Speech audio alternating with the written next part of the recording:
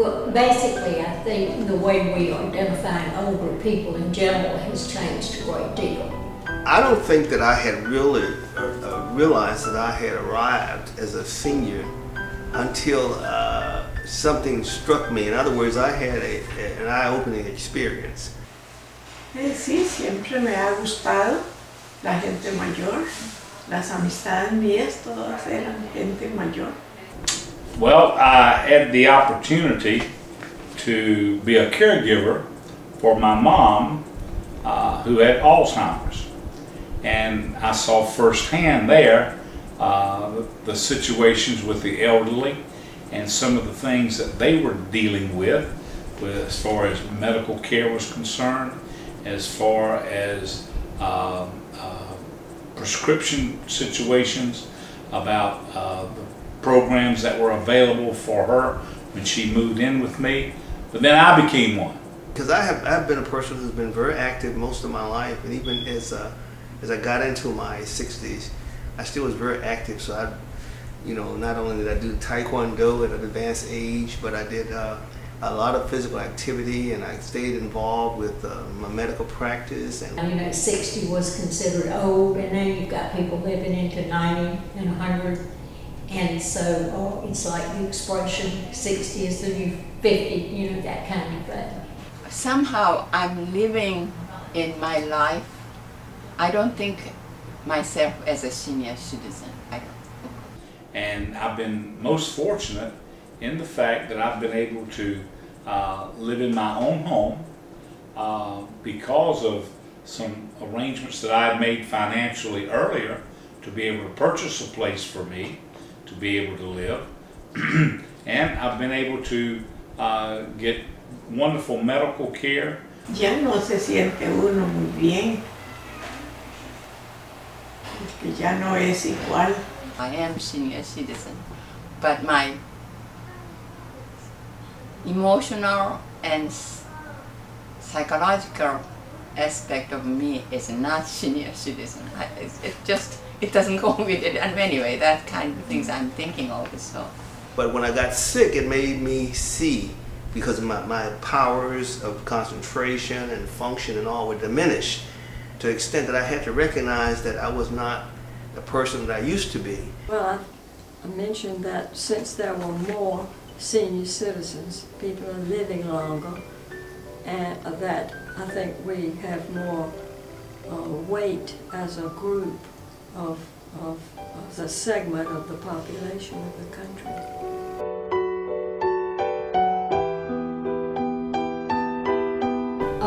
For senior citizens, basically we have a senior housing project next door at University Towers that I serve as the coordinator for events between University Towers and St. Paul's Episcopal Church. So that's a way we connect with, that's an all older population in general. Then in addition to that, we operate a food pantry here that also connects most of our people that come here are senior citizens. And then I'm a retired educator with the School of Education and do a lot of work with gifted educators and still do some consulting work in various places. I have been practicing family medicine for now about 30-something years. And so I've got a lot of contact through my practice into the community and into society at large. So I've done a lot of medical mission kind of work, and I feel very fulfilled because of that, and I'm well known for that. There are people who know me that I don't even know me, and so my impact in terms of the care I've given and the kind of care that I have delivered has speaks for itself. Now I belong to one of Uptown Garden Club member, one of the member. So we meet once a month. We actually go to the people's homes to observe and their work over the garden club, activities and what has to be done. I've been rather involved in our community since moving to Greenville. The The first thing that I did, I started a Center for Independent Living in Greenville. There are 6 others in the state of North Carolina. The name of our center here is Disability Advocates and Resource Center. We're located on 702A Johns Hopkins Drive. We've just recently, that's been our 3rd move since starting. We have about 10 people employed now. We also service Wilson County and Beaufort County. Well, I have volunteered in several different places, and I guess the biggest one, the biggest impact is that food pantry at St. Paul's Episcopal Church. We give out canned goods. Some of them that give out food, we give food to the people who are eligible to get it. ¿Qué hice? Hice mucho por la gente y mucho por los chiquitos también, que quería, por la gente mayor que se enfermaban, y yo iba a curarlos, a inyectarlos, y esto. Estaba en lo que yo podía. Se enfermaban o necesitaban a quien dejarle un chiquito para ir ellos a un doctor, todo yo.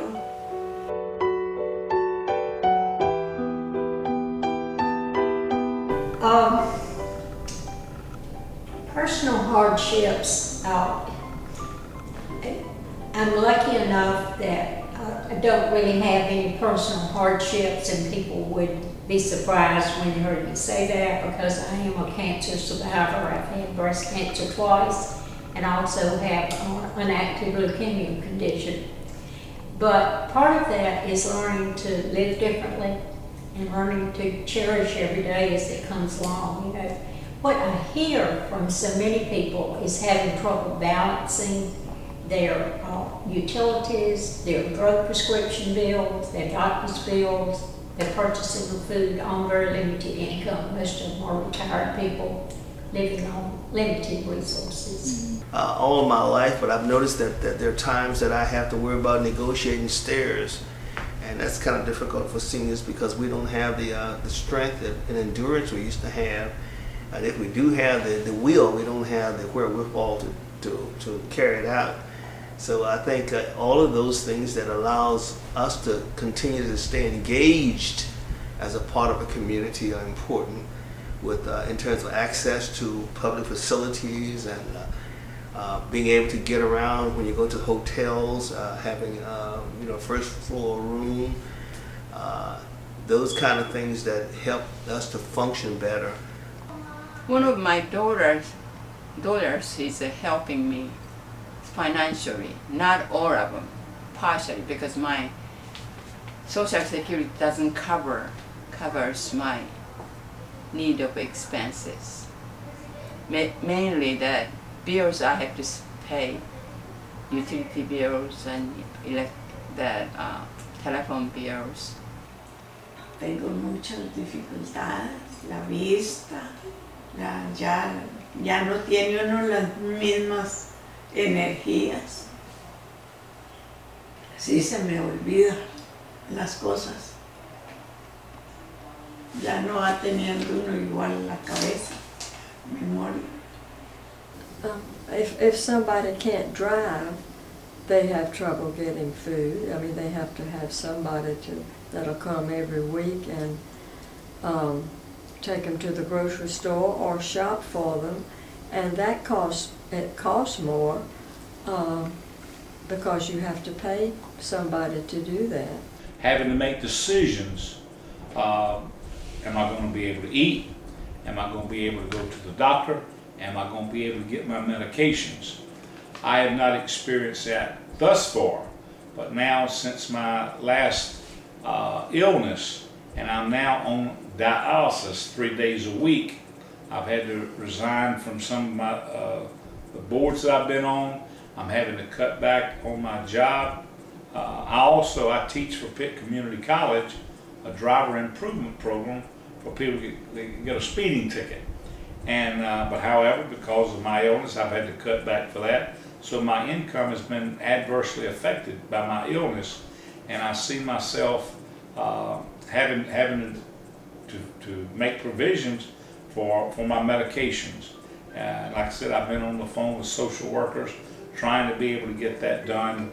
But these are the concerns that I have for people with the elderly of our city and our county, and persons with disabilities as well.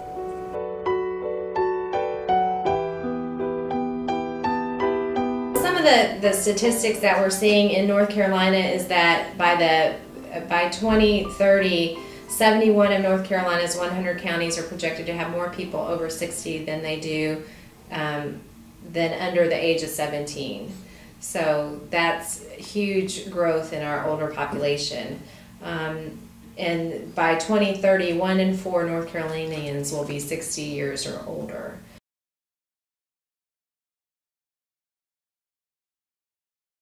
Some of the issues that we're facing now is transportation is a major issue, that we're a very rural community, and transportation is definitely an issue for folks to get to their doctor's appointments or even to the grocery store. Some of our communities don't even have grocery stores.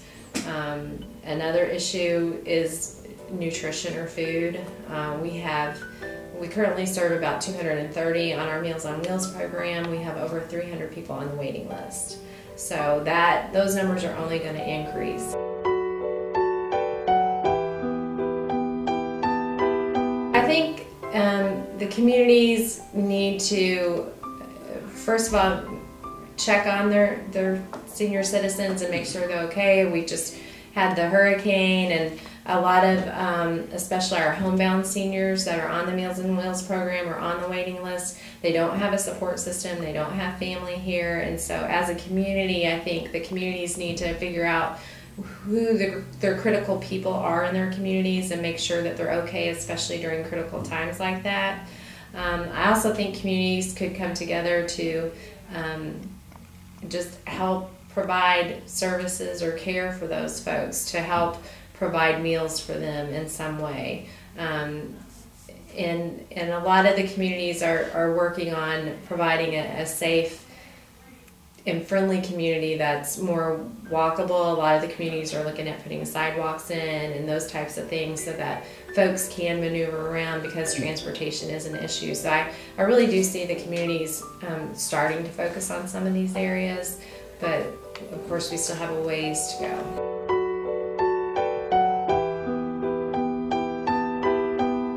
Some of the kind of creative ways that we're trying to do is that we're trying to get sponsorships for seniors.